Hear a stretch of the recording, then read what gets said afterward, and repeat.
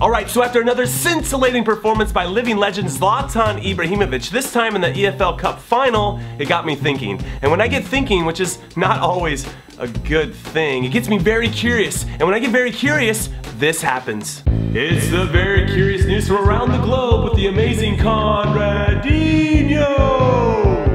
The only very curious news item for today is Zlatan one of the top 10 players of all time. At first glance, he looks like a giant pirate that definitely could beat me up. But after watching him play, he still looks like a giant pirate that definitely could beat me up. But he has to be the most graceful big man to ever play the game. His first touch, his creativity, his vision, his understanding of the game, his spatial awareness, the timing of his runs, composure, his confidence, it is second to none. And he has the stats to back up his ability. And I thought I'd be able to remember all of these stats, but there's a lot of them, so I'm just gonna read them to you, okay? He's won a staggering 13 league titles across 4 countries in the last 15 years. He's won a Dutch Cup, a French Cup, 2 French League Cups, a Dutch Super Cup, the Spanish Super Cup twice, the Italian and French Super Cups 3 times each, and even a European Super Cup and a FIFA Club World Cup during his time at Barcelona. So it's clear the guy knows how to win, and he proved it again with Manchester United.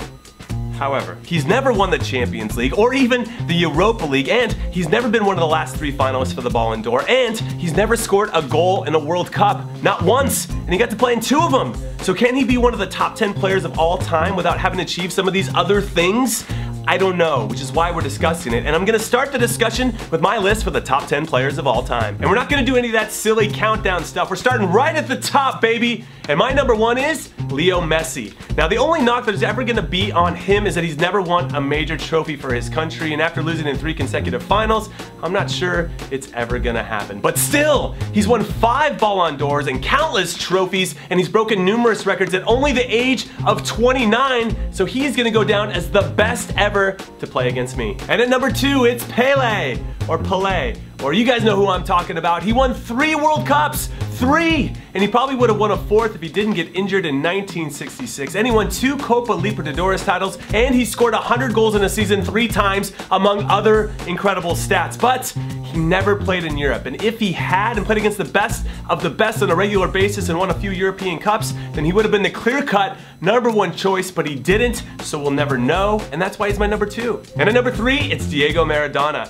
who won the 1986 World Cup pretty much by himself, scoring 2 legendary goals along the way, including the hand of God. And at the club level, I think his most significant contribution was with Napoli, where he won them 2 Serie A titles in what is now known as the Europa League, when that roster had no business winning any trophies, so he had this incredible ability of elevating everyone's game around him. But oddly, in his 2 seasons with Barcelona, he could only win the Copa del Rey. And unfortunately, controversy follows him wherever he goes, sort of like it does with Zlatan, and I think that just keeps him lower on everybody's list, including my own. And coming in at number 4, it's Zinedine Zidane. And first and foremost, I don't care about the headbutt. And second, the guy is a winner. He won the World Cup, the Euros, the Champions League, and multiple domestic league titles. And most importantly, he beat me in the one time that we played against each other. And that's not easy to do. And at number 5, it's Cristiano Ronaldo. And shh, stop. I know you think he should be higher because he just won the Euros and the Champions League and the Ballon d'Or. Or maybe you don't.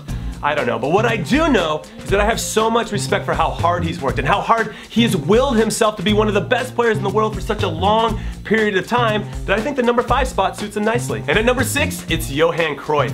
Not only did Cruyff win 3 European Cups with Ajax and get to 2 World Cup finals with Holland, he revolutionized the sport by perfecting and then passing on his philosophy of total football, which Ajax and Barcelona have used to great effect over the years. And I'm not sure there's another player around the world, either dead or alive, that can claim to have such a lasting impact on the game. Oh, I got a special 2 for 1 on this. It's number 7 and number 8, Alfredo Di Stefano and Ferenc Puskas. Now I know that these guys changed the game for the better in the 50s and early 60s and won countless trophies, even as teammates at Real Madrid, but I'm just not sure how they would do in the modern game. I mean, I know they would be very, very, very good, but would they dominate in the same way? It's just so difficult to know. But out of respect for their incredible careers and their influence on the game overall, they had to be in my top 10. And coming in at number 9 on my list is Franz Beckenbauer. World Cup winner, Euros winner, European Cup winner, and he's credited with creating a brand new position that people had never seen before, the libero, where the sweeper is in the back and he regularly joins the attack with the ball, and it just blew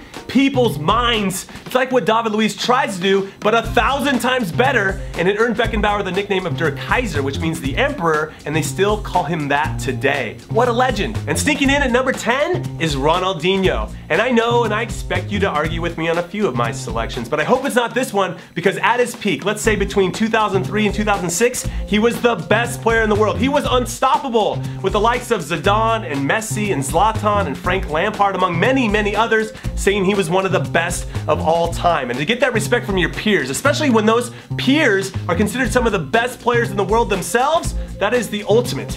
I just don't know if it gets any better than that. However, if there was any knock on him, is that he enjoyed his off-the-field life as much as he enjoyed his life on the field.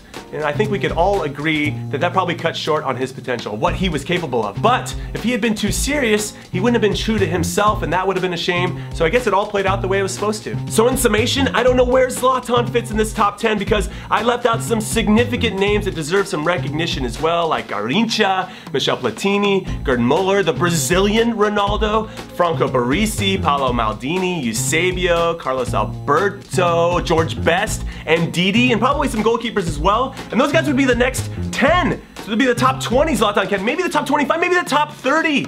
But that is enough for me. I want to hear from you. So let me know your thoughts, and I will see you tomorrow for episode 1 of season 2 of my career mode. Later.